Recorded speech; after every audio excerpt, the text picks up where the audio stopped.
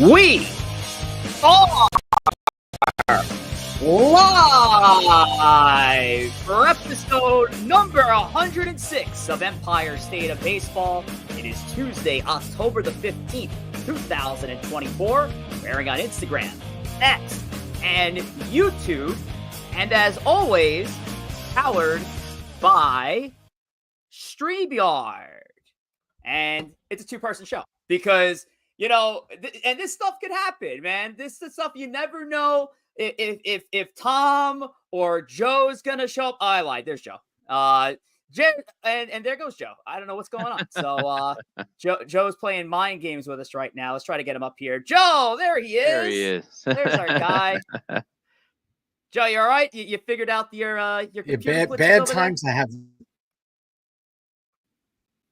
Oh, Bad times I have a computer update. That's for sure. So you can only hit this. You can only hit the snooze button on updates for a certain amount of time, and then I don't care what you got going. Too.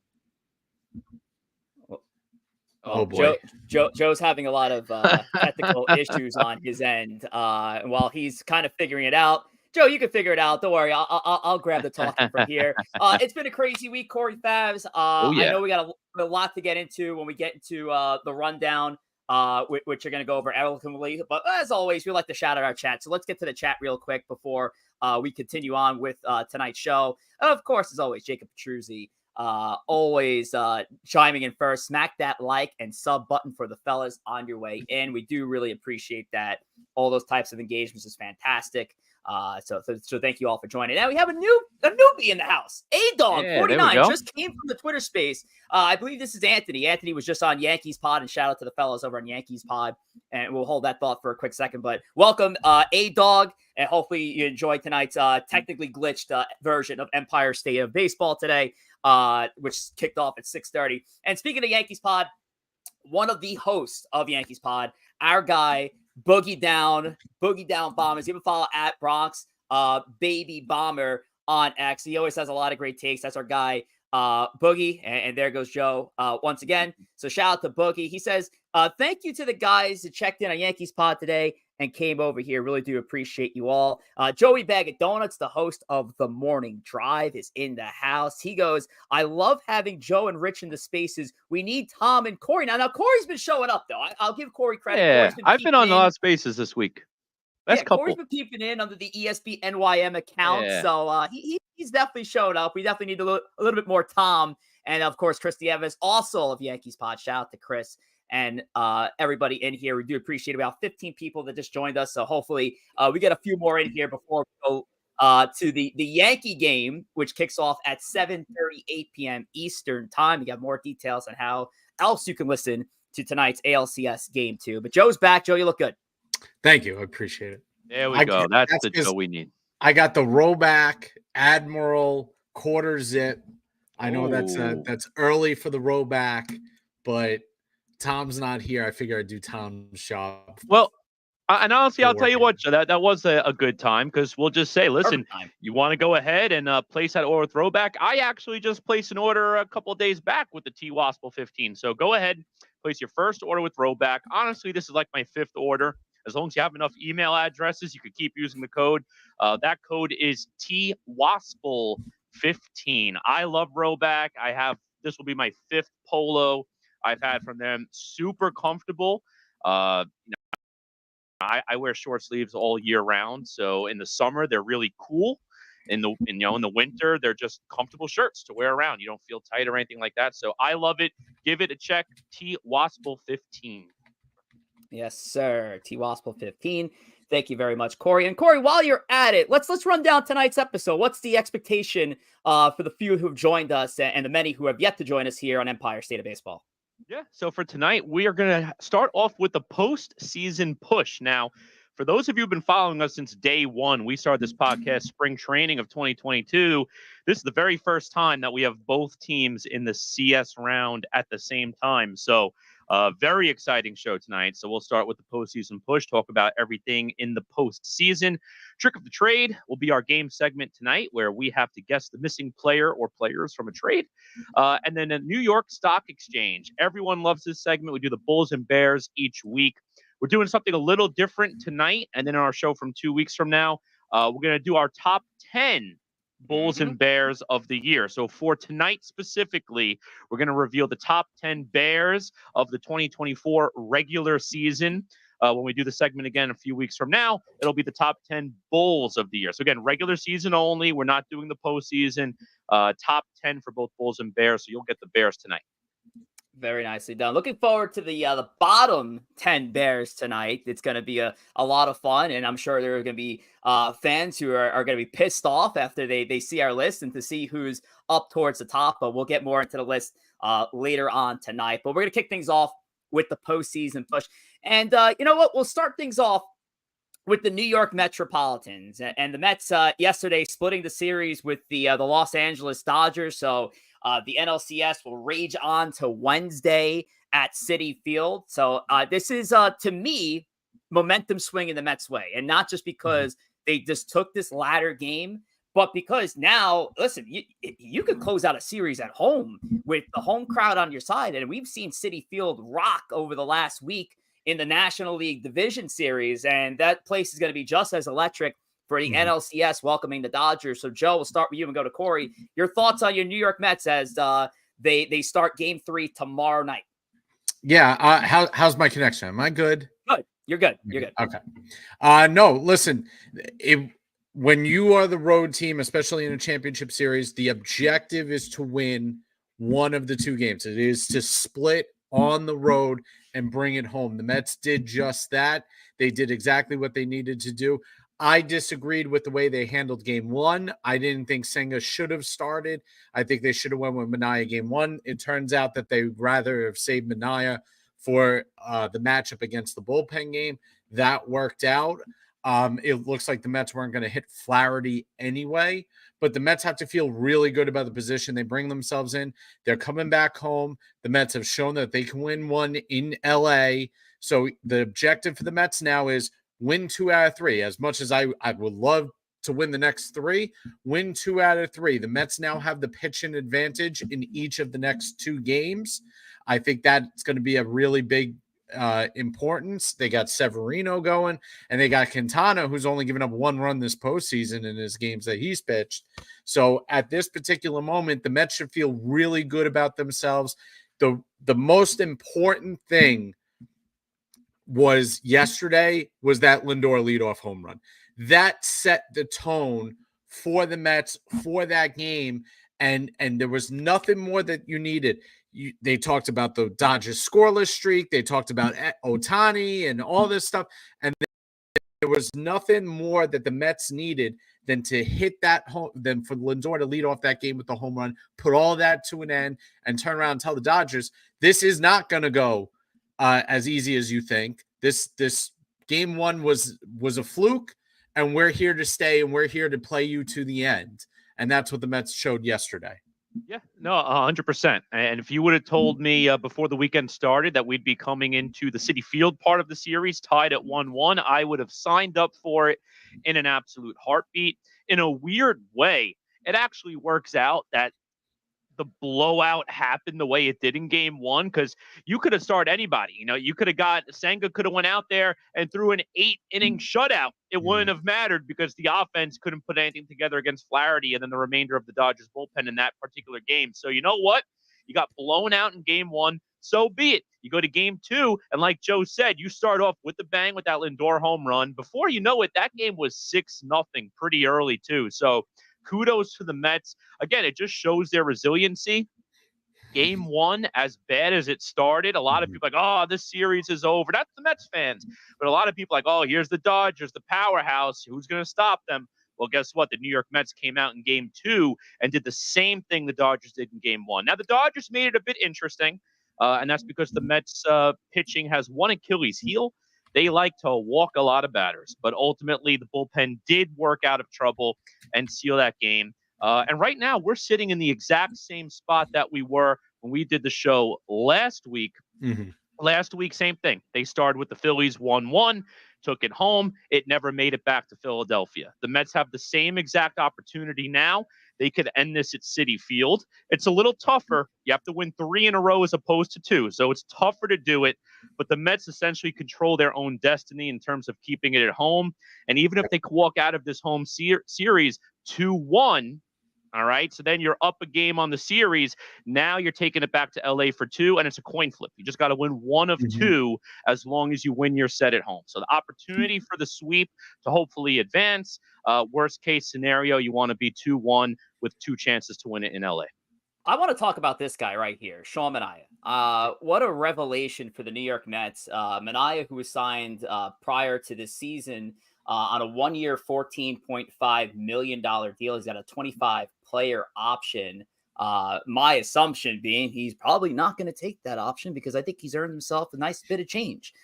So Sean Manaea, I mean, he looks like, if not better, than the version of Sean Manaea that fans remember back in Oakland, when he was regarded as the number 1 pitcher for their rotation for a couple of years. But Manaea's changed his arm slot.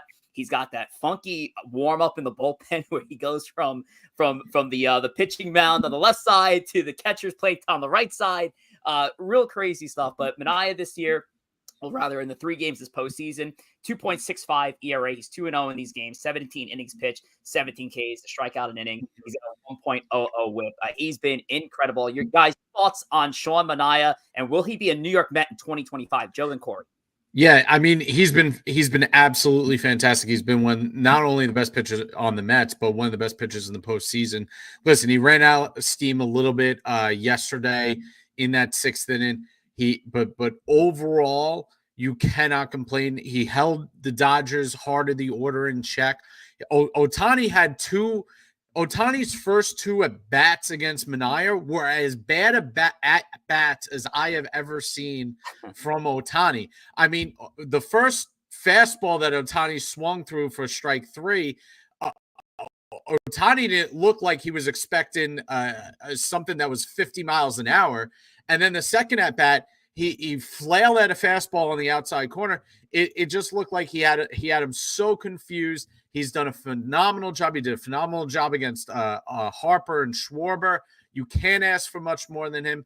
Listen, I think he's going to be a Met. He has earned himself 3 or 4 year deal at this point. He even said he wants to come back in August. He said it wouldn't take much to bring me back here. I want to be here. So I have no doubt that Stearns is going to find a way to bring him back. I think Severino's got a rockier road back to the Mets. I think he's probably going to have to end up taking the qualifying offer. I don't think the Mets going to give him a big contract. I don't think the Mets should give Severino a big contract. But I expect Manaea to be here, and he's been fantastic. And on the offensive side of the ball, Mark Vientos has been just as big a revelation as Manaea has. I mean, right now, if the postseason were to end, Vientos is probably the postseason MVP at the moment. I mean, that's how good he has been of a hitter. He's hitting over 400. He's got the grand slam yesterday. He got the go-ahead home run in Philadelphia, even though they lost that game. I mean, he's been unbelievable. So those 2 guys are the 2 Mets stars, aside from Francisco Lindor, right now for the Mets. Yeah, no, I agree with you, Joe. I got to give a lot of kudos to Mark Vientos. And in terms of postseason numbers, I know in the National League, Tatis was really killing it. But guess what? The Padres didn't make it to the CS round. So Tatis is not going to be in the running for any postseason MVP awards. Again, don't want to get too far ahead of ourselves. Take it one day at a time. But in terms of Sean Manaea, again, I hope he's a New York Met next year. The guy has been fantastic. When it comes to Manaea and Severino, that's basically your 1A, 1B. I would give the 1A to Manaea, 1B to Severino in terms of who's your top option in that rotation. Both have been great. I think Manaea has been a little bit better. Huge second half, too, because Manaea in the first, I want to say, 6 to 8 weeks of the regular season, he struggled to get through 5 innings, it seemed. He'd always start off pretty good and then get gassed quickly. And then once it hit the middle of the summer, I mean, the guy was like 7 innings, day in, day out, doing his job, quality start after quality start. Yesterday he didn't get the quality start. Obviously, had to come out in the 6th inning, but he looked great, fantastic for the first 5 innings. So Manaea, I hope he comes back. I do think with the 2 pitchers, I think more than likely one of them will definitely be back. There is a path to both. I agree with Joe. It would probably be if Severino were to take a qualifying offer. I think Minaya is more likely to get the extension, but time will tell. I hope he's back. I do think he's the more likely one to be back, and we'll see what happens. Because if they can go into next season with the Minaya, with Senga, and hopefully Senga has a nice, full, healthy offseason ready to go in spring training, and then they have a lot of money off the books. So if you go out there and also not only re-sign Minaya, but bring in a top-tier pitcher, all of a sudden your Mets rotation next year is looking really nice between those few guys, a big ticket acquisition, throw in David Peterson, who's been phenomenal. So I do think one of the two comes back, most likely Minaya. There is a chance for both, but I would say more likely one. Mets probables as they line up for the next 2 games. At the very minimum, Walker Buehler will be going for the Dodgers tomorrow, entering play with a 10.80 ERA. I think that's only the one start where he got absolutely obliterated by San Diego. Yeah. Then Luis Severino, as we just mentioned before, coming in with a 4.50. And then on Thursday, a little bit more of a big ticket matchup, Yoshinobu Yamamoto up against Jose Quintana, who's preserving a 0.00 ERA with 11 Ks thus far in the postseason. So we talk about Sean Manaea and Luis Severino. Jose Quintana's story is right there with him. Yeah. And that trio right there has been nice. It just, I'm a little bit bothered, but how the Mets strategized that game 1, as Joe mentioned before, I think that was a game that you had to start David Peterson there. Peterson coming in with a sub-3 ERA for the season. He's been a revelation out of the Mets rotation. I think that was the move right there, and hopefully the Mets learned their lesson when that time comes around again. And we hope to see Peterson on the mound as opposed to Senga starting for the the weird thing with Senga is I understand the Mets' theory is that by the time they get to the World Series, if Senga had started these 2 games, Senga would be stretched out enough to give them potentially 6 or 7 innings in a World Series scenario. But at this particular point in time, this isn't spring training. This guy's pitched 7 innings this year. It's not the time to be working on your mechanics. It's not the time to be figuring it out. If you wanted to bring Senga in and use him as a weapon out of the bullpen, and you just tell him, hey, you're going to come in out of the bullpen 1 inning, you're going to spam that ghost fork to their best hitters, and then we're going to get you out of there. I think that would have been a better idea than what they're doing now. To me, Senga can't get another start in this series. I don't trust him. I don't think he trusts himself at this point. And that's not to say he's not a great pitcher. It's not to say when he's not on, he isn't the best pitcher on this team. But it's just, you can't trust a guy that has basically come off the couch after all this season. It's just not a great scenario to bring him in. And you got to remember now, the Dodgers are going to have to figure out how to fit another bullpen game in here.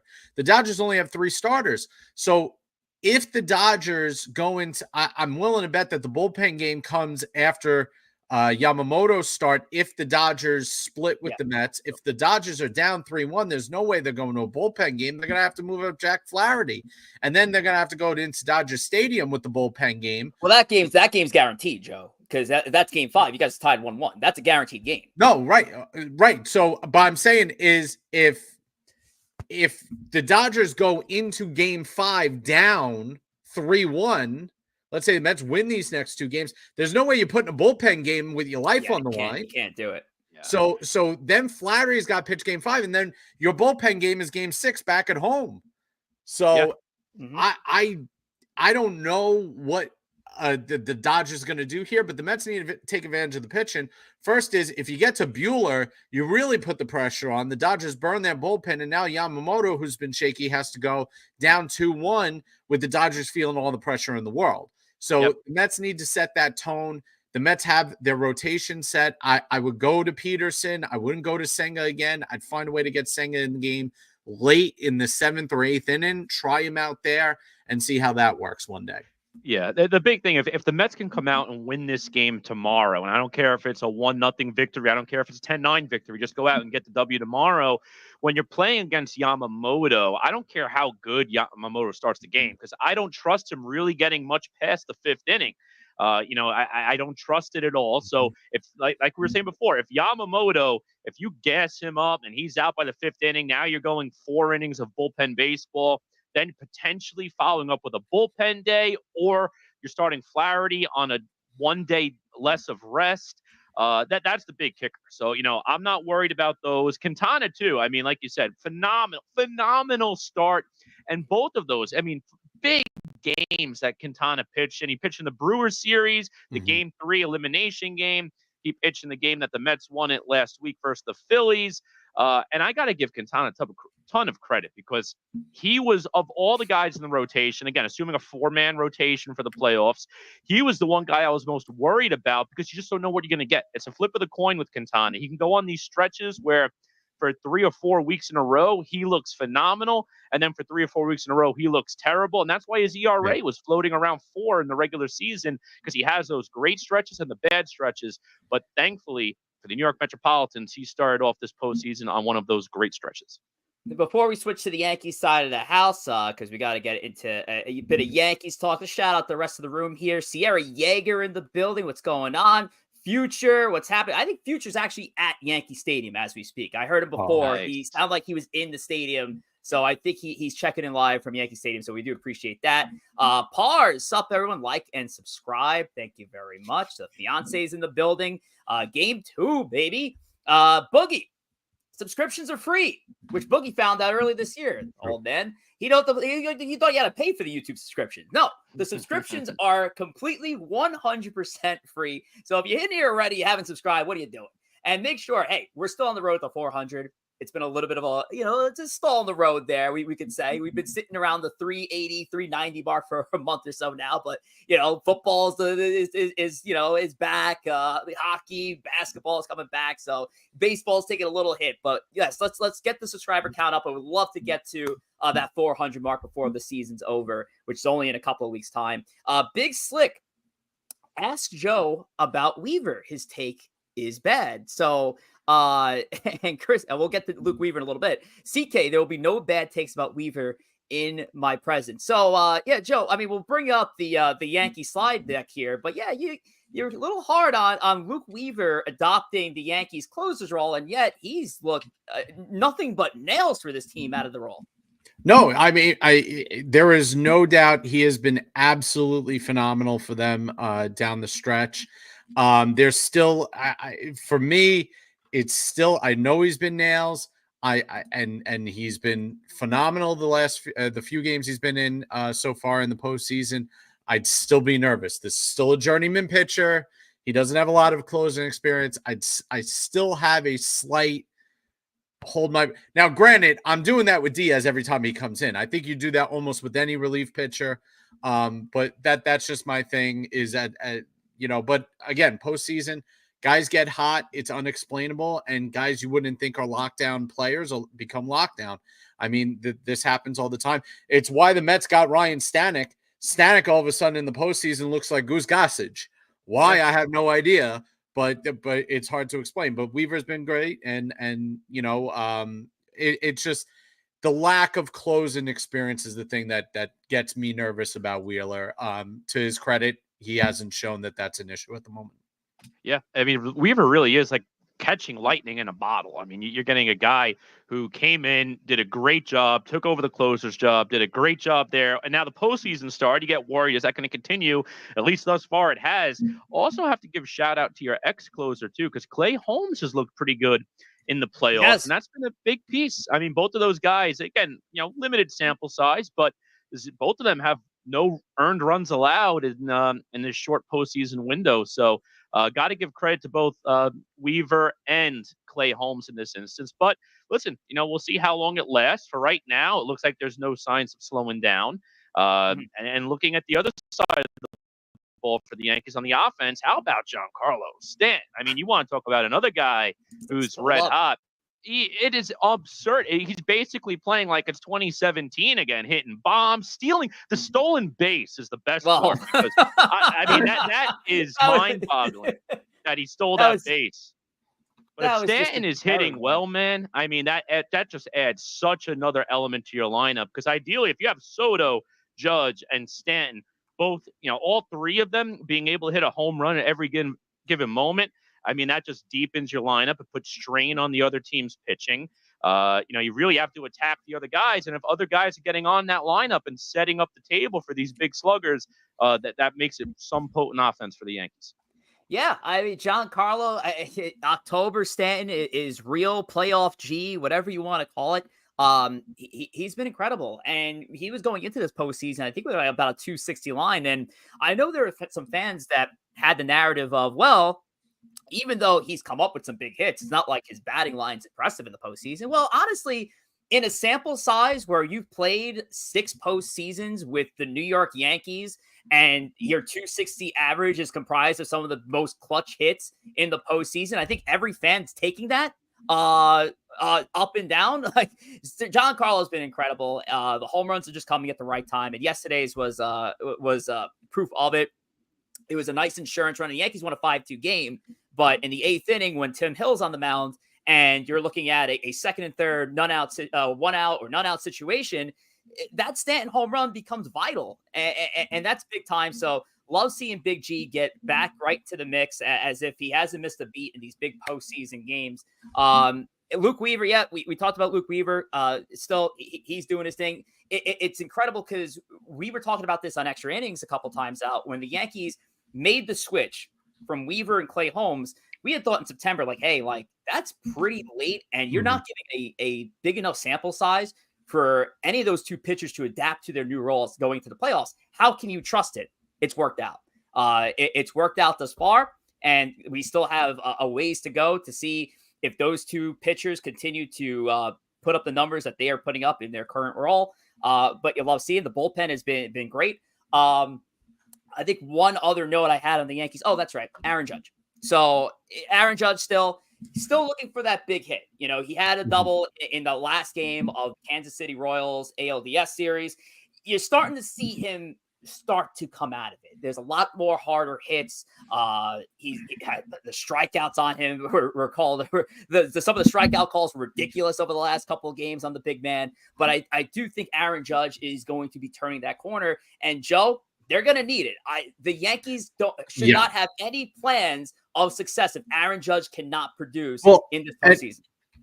And part of the problem right now is the Yankees got to get Wells out of the 4 spot. I'm sorry. I know it's gotten you to this point. Austin Wells he hasn't just been bad. He's been horrible. Austin Wells has 11 hits, including the postseason. He's got like 11 hits since September 1st. Put Stanton in there. The heck with the lefty-righty. If you put Stanton in there, as hot as Stanton is, Judge is going to get more pitches to hit. The fact of the matter is, even if Judge isn't hitting at the moment, pitchers are not pitching to Judge like they're worried about him taking yard, but they're also not pitching to Judge in a manner where they have to pitch to him. So my pushback, though, Joe, but right now it hasn't hurt the team, though, even with Wells being in the 4 spot. But see, eventually it is going to hurt. And by the time it does start to hurt you, it's too late. It's not hurting because, let's be real, the Royals were not up to snuff. The Royals shouldn't have been there. They had a little run, but they backed into the postseason. They weren't, and they beat an Orioles team that was dead to the world. I mean, the Orioles team was a walking corpse. And right now the Yankees don't really need all that much offense to beat these AL Central teams. These AL Central teams are not that good. If you go into the World Series and you're facing the Dodgers, the Mets, it's going to be a problem. And so the Yankees got to get this figured out. You got to get a name back behind Judge. You can't put a guy back there who's got three hits this postseason. I mean, it's that's my thing. Eventually, it is going to come back to hurt you, but help Judge out a little bit. Give him somebody right behind him that the other team at least has to double think about pitching to, because nobody in their right mind right now is scared of Austin Wells.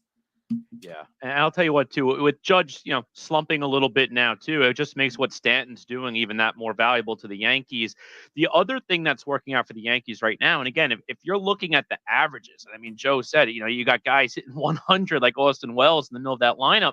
The averages across the Yankees roster right now are not looking good outside of Stanton and Soto.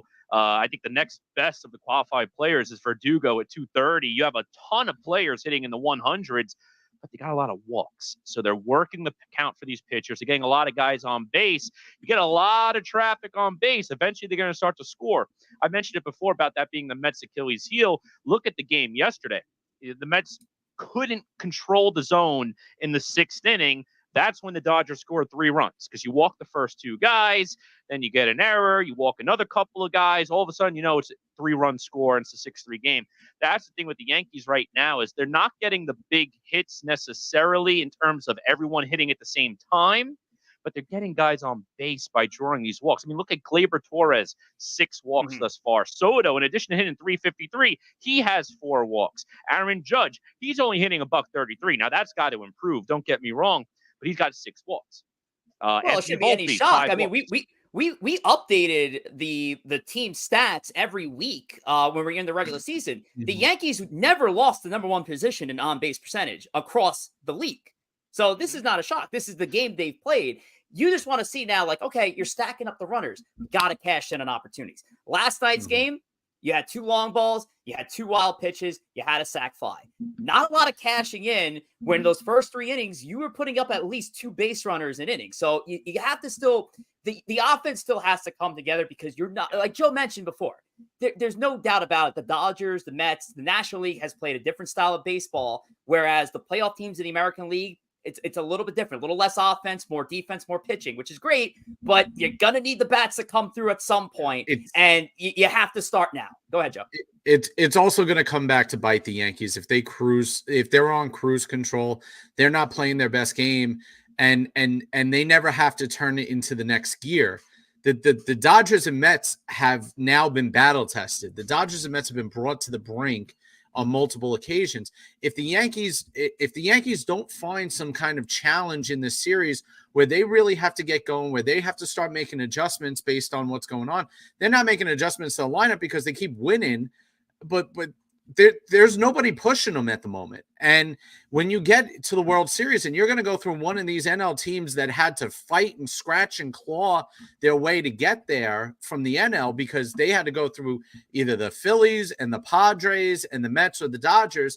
I mean, that's a team. Take the Mets, for example. If the Mets beat the Dodgers, the Mets would have beaten all 3 division winners on the way to the World Series with multiple come-from-behind wins. The Yankees basically have been on cruise control. So I think the Yankees actually need a little push here from the Guardians. I know a lot of people are not going to agree with that. I think the Yankees need a couple of games lost here to the Guardians. I think the Yankees need to ramp it up because they're right now in cruise control in 3rd gear. They need to get into 4th and 5th gear because if you get to the series and you haven't been pushed a single time in this postseason, it's going to be a wake-up call when you get one of these teams that's battle hardened. And I think that's a problem right now. I think that's a problem as the AL as a whole. No one except the Guardians has really been pushed, but we've seen these AL Central teams who are scared to walk into Yankee Stadium. I mean, let's be real. The Guardians looked scared to be there yesterday. Yep. I mean, go back around, you go to the division series, the 8 teams you had, 4 in the NL, 4 in the AL. Outside of the Yankees, who are in that mix, the next best teams are those 4 NL teams. So you have the 4 NL teams, the Yankees, and they're all around the same area. Then you have a big drop-off before you go to those 3 AL Central teams. So, the NL is definitely the tougher path on paper right now than the AL. I mean, ultimately, the Yankees still have to do their job. They still have to go out, win the series. They did it with the Royals. They got to go out and close out this Guardian series, take 3 more games here. But it's almost crazy, too. And you mentioned it before, Rich, how the NL has become a back and forth, crazy games, a lot of high scoring, whereas the AL has been more, defense and fundamentals. It's almost like a role reversal between the 2 leagues because the AL I remember growing up with, that was always the slugfest league. And the NL was always the clean pitching defense, kind of like those 2-1 games, whereas the AL, and just again, before the DH came to the National League, the AL was where you get in those 8-6 finals, those 10-8 finals, and the NL were the small scoring games. It's almost like a role reversal a bit too between the 2 leagues. Right. A lot of the power hitters, again, outside of the Yankees, you look at those 4 NL teams that are in the division series in the National League. All 4 teams have slugging lineups. You can make the argument the Mets had the least slugging lineup of them, and they still put up a ton of runs with a lot of power guys. So it's crazy how the league's kind of flipped a little bit too. Yeah, I mean, it does help that the 2 heavyweights and the Orioles and the Astros got knocked out in the first round. You probably would have seen a little bit more beef, to say the least, going into the latter rounds there. But for the Yankees, their probables, they got Garrett Cole going tonight against Tanner Bybee. So each team's respective ace for tonight's game 2 of the ALCS. And then Thursday, the Yankees have Clark Schmidt pegged against the Guardians, and I would believe Matthew Boyd. It doesn't have the probable listed, but I believe Boyd is supposed to be pitching in that game. And then game 4, Luis Hill's going to make his postseason debut up against TBD. TBD, I heard, is a really good pitcher. I think that might be a bullpen game for the Guardians. I also did see there was a transaction at Alex Cobb for Ben Lively. I guess Cobb is injured, so maybe Lively gets into that mix. So we'll see. Going to be interesting. Quick predictions from the Mets folks, Joe and Corey, for tonight's game. I at this particular moment, I have no faith that the Guardians can win in New York. I think the Guardians are going to take a game when they get home, but I think the Yankees have this series. I think it's in 5. I completely agree with Joe. Yankees win tonight. Guardians, maybe they squeak out the Luis Hill game since he hasn't pitched in, a starter in a while. But Yankees in 5 as well. As long as the Yankees can try to get on the board early, that's the biggest thing. You don't want to get into the Cleveland bullpen, although, again, if you keep throwing Joey Cantillo, don't mind that either. I do think it is going to be a Yankees win tonight. I actually got him winning 6-2, and I do have Aaron Judge going deep tonight. So have any AL teams won coming from behind? Like, it feels like any AL team that gets a lead just like puts it, just sits back and relaxes for the rest of the game because there's no comebacks. I know the final game between Detroit and Cleveland, the Lane Thomas Grand Slam powered them in that comeback right there. What were they down at that point, or was it scoreless? They were they were down 1-0, okay. But they did come back and win in that game. The Kansas City Yankees game from game 1 of the ALDS was that lead changed 5 times. So there are a couple of games in there where the American League team that took the initial lead did not hold on to that said lead. The Yankees lost to Kansas City. The Yankees had a 1-0 lead on the I forgot how they got their first run of that game, but Carlos Rodon unraveled in the 4th inning and they ended up losing. So there's been different cases of each. So let's get into YouTube. Joe, with our YouTube spot, what's the latest and greatest on the tube? Yes, we are live on Instagram and X, but YouTube is our preferred platform. Why? Because you can interact with us in the comment sections. We can bring up your comments. We can answer them directly. We can interact with you guys. Can't do that with comments from X and Instagram most of the time. But yes, you can follow us on YouTube at Empire State of Baseball. Don't forget to like and subscribe all the videos you view. It really helps us. Subscriptions are free, like Boogie found out. Subscriptions are free. You don't have to sign any contracts. And in Boogie's case, the return policy is nothing. So he doesn't have to worry about calling up customer service to return that if he wants. We haven't even established a help desk line, though. We have an email, though. If you want to email empirestateofbaseball@gmail.com, if you have any inquiries, you can go hit that up. So. If you do want to pay for a subscription, $40 gets you our OnlyFans account for ESB. So baseball after dark. We're just crossing the line, getting on TikTok and going OnlyFans over here. Shout out to William Crow, no Mariano Weaver slander in here. Aaron Rodgers with the googly eyes there. Chris Nieves, yes, scoring early is another big key for us, at least scoring first. And our new subscriber here, Anthony A Dog, goes, that's a really excellent point. Yankees' key to success is also scoring early. So for our new subscriber, Anthony, and anybody else who's tuning into Empire State of Baseball for the first time, this is episode number 106. Every night rather, for our regular season episodes and / postseason episodes, we have a game. And all year long, we've been keeping standings on our game. There's 5 different games that we cycle through. Tonight's going to be the last cycle through for Trick of the Trade. So that's a fun game. But if you look at the standings, so Tom may lose his lead tonight if Joe can take advantage. Tom is not in the building. He's been replaced by the logo today. So Joe and Tom are tied at 21. Corey's in 3rd place with 18, and I'm at the bottom at 15. So our game is Trick of the Trade, real simple. I'm going to put up a trade from Yankees history. Joe may or not put up a trade from Mets history. He's a bit of a wild card. But let's start with the Yankees trade right here, folks. So we have a 1-for-1 deal. And November 20th, 1995, where Mike Dezon, I had to figure out how to pronounce that French name there. Mike Dezon was acquired from the Yankees. He was going to the Colorado Rockies. The Yankees acquired this player in the deal. Who is that player? Former Met too, Mike Dezon. Was he really? Yeah, very briefly, like a year or two. And like the 2004 era, I think. Mike Dezon. I don't remember him.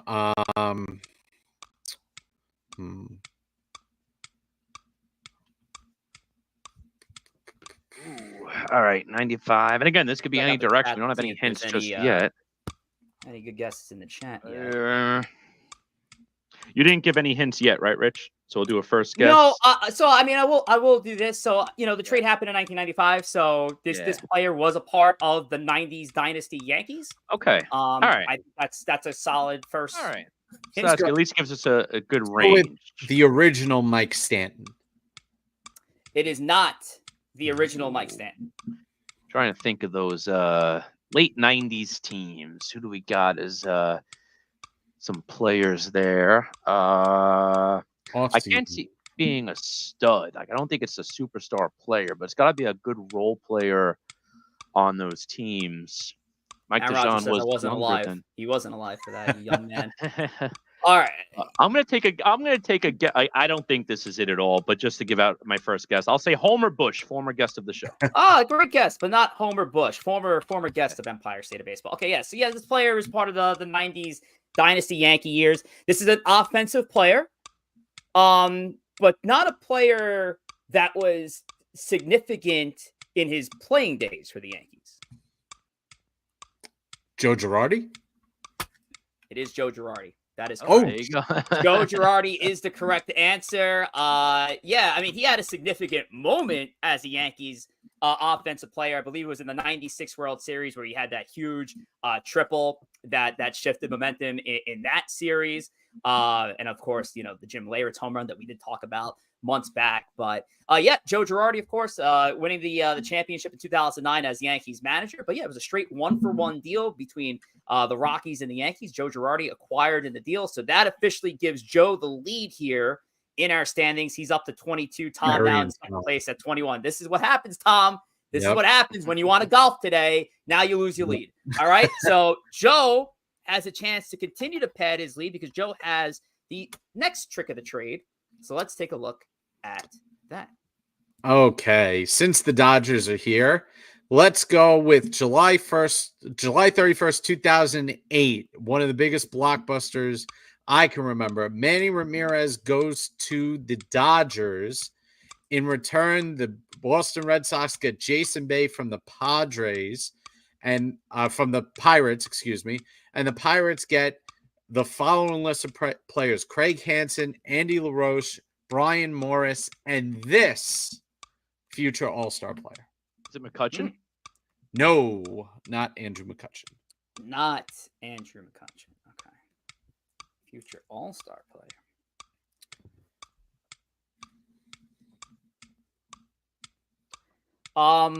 Let's go. Just taking a shot here. Let's go Starling Marte. No, not Starling Marte. Right track. This player's All-Star would not be with Pittsburgh. But another AL West team. AL West team. CJ Cron. I don't even know if he was a Pirate at any point in time. No, good guess. Right track. West team. You said AL West? AL West. AL West. Okay.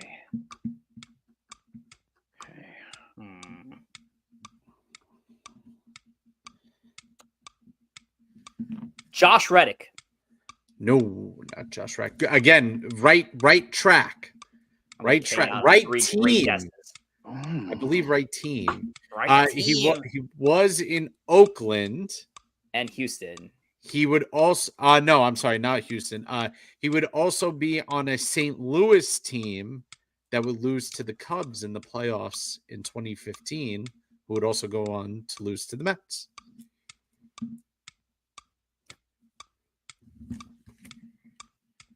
I hate these. I hate these so much because I'm giving these in advance. I don't cheat at all. I could think about these all day if I want to, and I just don't until right now. So an all-star had time with the A's, and then you said went to St. Louis? Went to St. Louis. I like that I'm on the right track with the outfielder. So I think I'm just going to stick there at my next guess. He is an outfielder / first baseman. I'll give you that hint, and that'll be my last hint. So Corey and I had both 2 Ks each, right? Mm-hmm. Okay. There is a correct guess in the chat. Outfield / first base. This is killer. Marcana. No. Yeah. Good guess. You're dancing around it. Dancing around it.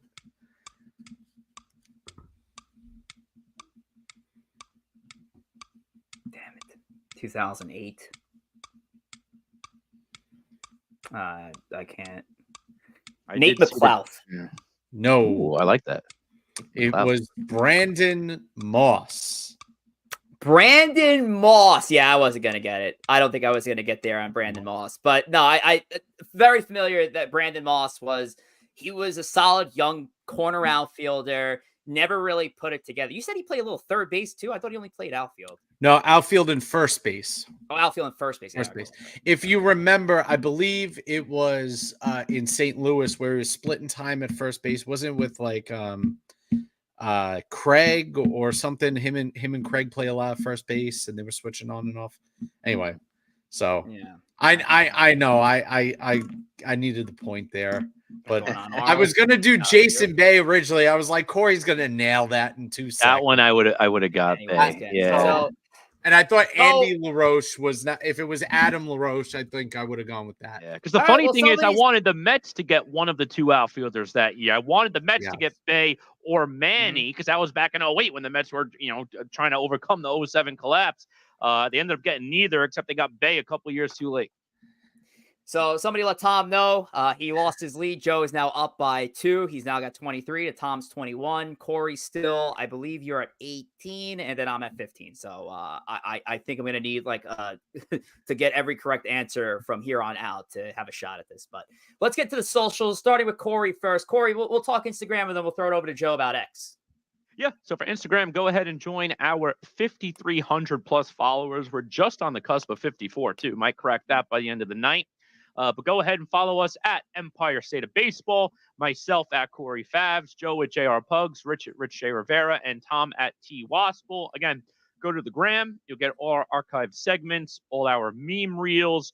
Pretty much every graphic on the show eventually makes its way onto the gram, recaps of the games, you name it, it's on the gram. So go ahead at Empire State of Baseball for the follow. I didn't look at the updated numbers, Corey, but you had a doozy today of Giancarlo in the regular season versus yesterday's performance. The last 2 have been good. The Stanton one, last I checked, was approaching, I think, 50K in a day, less than a day, which is great. 67,000. Ooh, there we go. So it's going up. That's good. And then the other one from yesterday, the Anchorman one for the Mets, NLCS game 1, that one I think hit 30 or 40. So it was a good couple of days for the playoffs. Big boy numbers. Love it. Love it. Great work, Corey. Keep the great work up. Corey, by the way, has 4 reels that equate to about 10 million views. So shout out to Corey Favs doing an excellent job over on Instagram. Joe, how about X? What's going on over there? Yes, you can join us on X, formerly known as Twitter, at ESB Podcast.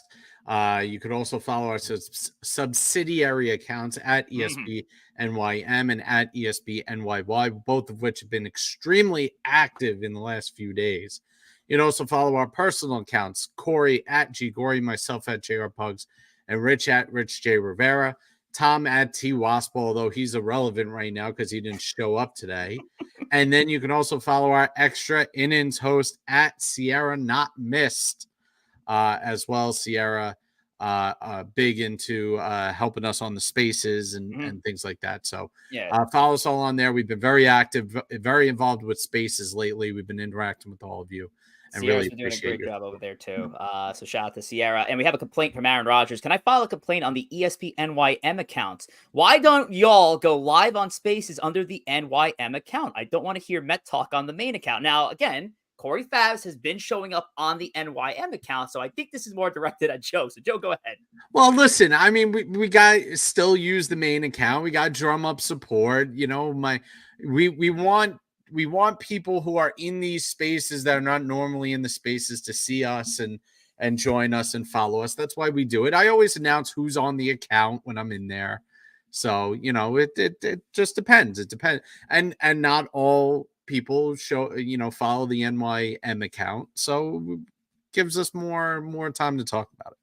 And one more for you guys. Give us a follow on TikTok. I've been behind the TikTok account lately, so doing a lot of Yankee stuff. Want to get Corey or Joe over to TikTok eventually and get him the username and password so we can start seeing some Mets minutes come back, especially with everything going on with Mets baseball. But yeah, you can check us out over on TikTok as well. Give us a follow at Empire State of Baseball. All right, so we got about 9 minutes to get through the Bears of the year, so we're gonna fly through this because the three of us here. So Joe, how about we'll turn it over to you to reveal our first 5 Bears from 10 through 6. Yep. So we're doing bottom 10 Bears of the year. So this is based on their performance during the regular season. We are not including anything in the postseason right now. We are just doing regular season. So Joe, go ahead. Our 10 through 6 Bears of the year. Yeah. So number 10 on this list, Adam Ottavino. Ottavino, just a huge disappointment with the Mets this year. I think they signed him as a veteran presence. Idea was to get that 7th inning and be a utility arm out of the bullpen for them. He's been awful. He's just been absolutely horrendous. Number 9, Alex Verdugo, off-season acquisition for the Yankees from the Red Sox. They gave up 2 young pitchers to get him, and he has not fulfilled his part of the bargain. Has even gotten benched for Jason Dominguez late in the year. Number 8, Anthony Rizzo. This one is not really necessarily due to performance, although he hasn't hit very much, just due to the fact that he hasn't been there for the Yankees. The Yankees have had a revolving door around first base all season, and in part because of Anthony Rizzo's inability to stay on the field and put his team in a position to not be worried about that. Number 7, the late acquisition for the Mets, free agent JD Martinez. And what a disappointment. He's been 235 average, 320 on base percentage. I think only had 13 or 14 home runs this year after he had over 30 last year for the Dodgers. If it wasn't for the fact that Vientos has been so fantastic for the Mets, this would have been a huge, huge issue this year. Even had an 0 for or 1 or 2 for 50 stretch recently. That was awful. And number 6 was Clay Holmes, basically due to the fact that he blew 13 saves for the Yankees this year, lost his closer role.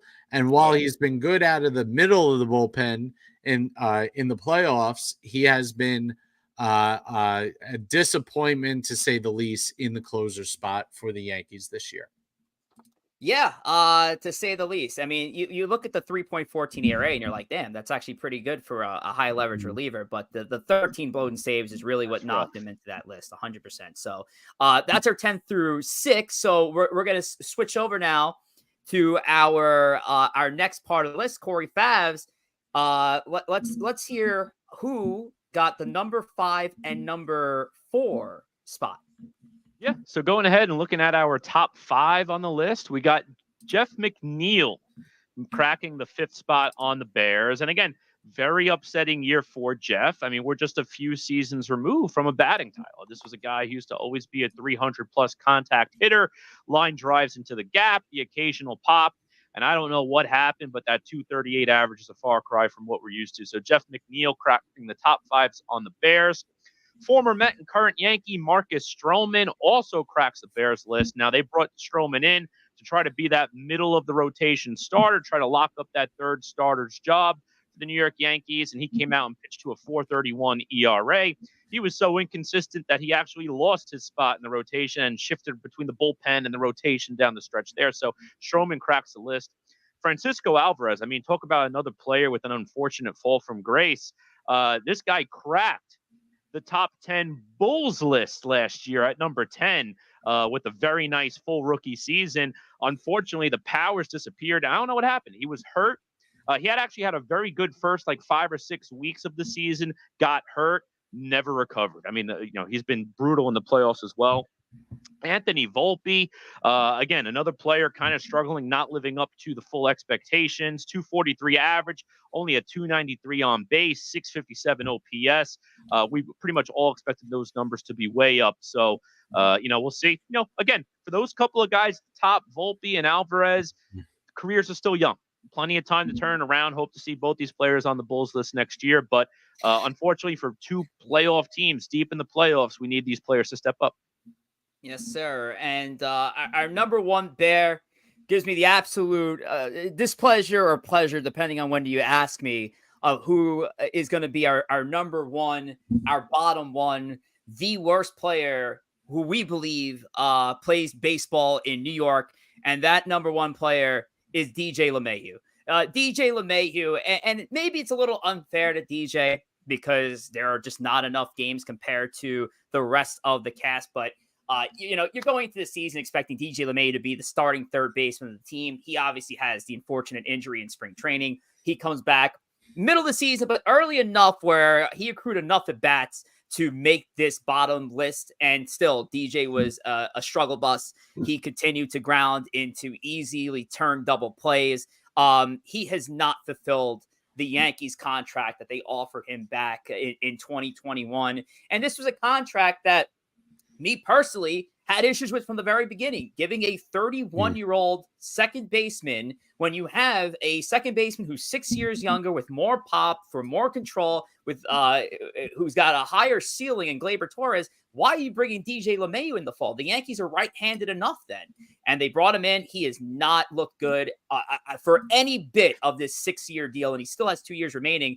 But I think the discussion has to be had this coming off season. Is it time to let go of DJ LeMahieu before you take the field in 2025?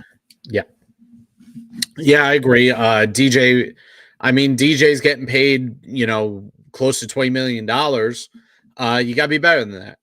Regardless of the fact you're aging, that's been a problem. I'll focus on the young guys for a second.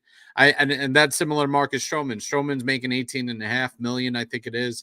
And he's signed for another year or two. You got to be better than that. 4.31 ERA is not good enough. And Stroman's a guy who likes to pump his chest and think he's the best. He was far from it this year. But the young guys, the fact of the matter is, especially with Volpe is the heir apparent. He is supposed to be this great shortstop. He was the number one prospect in the organization. He was a top 10 prospect in the league. Alvarez was too. Alvarez is a catcher. It's a little different of a story. You don't expect offense from that position. Volpe is really the person who's going to be under the most pressure here. He's shortstop for the Yankees is not a shortstop position in a normal team. Shortstop for the Yankees is the highest pressure shortstop in baseball. And 293 on base percentage isn't enough. Volpe is the biggest guy to watch. He needs to show marked improvement next year. Offensively, we know he's a good defender. Offensively, he needs to show marked improvement next year. Yeah. So, and just want to give a couple of shout outs too for a couple of players who we can say on the cusp. So again, give a little background. We all ranked our top 15. So both top 15 Bears, top 15 Bulls, averaged them out to get a top 10. Couple of players who got decently high votes but didn't make the cut. So cusp players, Adrian Hauser, again, he was supposed to be the 5th star for the Mets. He brutally bad, cut by the end of June. Brett Beatty, same thing. He was supposed to be a starting third baseman. He just did not pan out, and Vientos absolutely took the job from him. Edwin Diaz got a vote there in the top 10. He had a very weird year. So, just a couple players to call out there as, other guys who unfortunately just didn't live up to the hype. Yep. So let's take a look at the list one more time. We'll be back with the New York Strike Exchange in 2 weeks. The Bulls of the Year. It's going to be on October 28th. Tentatively, obviously, we got to see how the scheduling works out, but tentatively, we'll be back in 2 weeks' time for the Bulls of the Year. But taking at that list one more time from 10 through 6, Adam Ottavino, Alex Verdugo, Anthony Rizzo, JD Martinez, Clay Holmes, and our bottom 5 here at 5, Jeff McNeil, 4, Marcus Stroman, 3, Francisco Alvarez, 2, Anthony Volpe, and the number 1 spot goes to DJ LeMahieu. But let's close this show out before we end it for good. Just want to remind you guys that we will not be going live with extra innings and for a second week in a row. Instead, we'll be doing PXP, but from the main account this time at ESP Podcast. Make sure you give it a follow over there. I'll be doing a bit of play-by-play, but we're going to have the space going on as well. So definitely going to welcome a lot of discussion, maybe even talk about these Bears of the Year as well. We'll be going live in a few minutes over on X. So join us for our PXP space over there. And make sure to join us again next week. Episode number 107, tentatively scheduled. We always throw this out, tentatively scheduled for Monday at 7 p.m. Eastern time. That's Monday, October the 21st, but that could change depending on how the scheduling works out. So, again, thank you all for joining us. Again, weird time, 6:30 start on a Tuesday. That's typically not what we do, but we appreciate you all for adjusting your calendars as well to join us here. So we'll go around the room. Joe, Corey, and then I'll wrap it up. Joe, go ahead. Yeah. You know who should be on the Bears list? Rollins for the disgraceful Gold Glove nominations. Francisco Lindor not nominated for a Gold Glove. Are we kidding me? Over Mason Wynn over Francisco Lindor. How is Juan Soto a Gold Glove finalist? PXP. We'll talk about it on PXP. How is Juan Soto? I mean, I love Soto. I want Soto on the Mets this year. I want Cohen to give him $650 million. The guy stinks in the field. How is he a finalist? How is Lindor not a finalist? How is Ian Happ a finalist in left field? I mean, come on. What are we doing really here? Getting the most out of these last licks. Go ahead, Corey. Unbelievable. Yeah. Listen, I just want to give a shout out to Mark Vientos. I mean, thank you for getting that grand slam. Ultimately, that made the difference in the game yesterday. So hopefully this time next week, Joe and I are still happy campers. Yeah, thank you all for joining. We'll see you over at PXP. We're going to leave you with our terrible brackets.